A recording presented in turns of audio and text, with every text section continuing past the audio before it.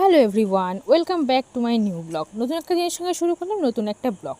আর আজকে ব্লগটা শুরু করছি ঠিক এই জায়গা থেকে, রান্নাবান্না থেকে। তো এখানে ভাজছিলাম মাছের ডিমের বড়া করছিলাম, আর এখানে হচ্ছিলো কাঁচা ইলিশ। তো ইলিশ মাছটাকে জাস্ট ম্যারিনেট করে রেখেছিলাম, আর এরপর ভাপাতে বসিয়ে দিয়েছিলাম। আর এদিকে সব রকম সবজি কেটে নিয়েছিলাম রান্না করার জন্য যা যা লাগবে। একদিকে ছিল পটল আর আলু, আর পেঁয়াজ, কাঁচা লঙ্কা, আদা, যা লাগে টোটালি। আর পেঁপেটাকে সিদ্ধ দেবো, আর পটল দিয়ে মাছের ডিম দিয়ে একটা চচ্চড়ি করব। তো অনেকটা মাছের ডিম ছিল ঘরে, তা কিছুটা বড়া ভাজা হয়েছে, কিছুটা চচ্চড়ির জন্য এই যে রেখে দিয়েছি।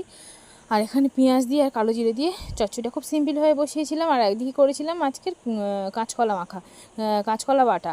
আগের দিন করেছিলাম কাঁচকলা বাটা, বাড়িতে সবাই খুব পছন্দ করেছিল, তাই আবারও আজকে করলাম। আগের দিন ঘরে চিংড়ি মাছ ছিল না, আজকে একটু চিংড়ি মাছ দিয়েই কাঁচকলা বাটাটা করলাম।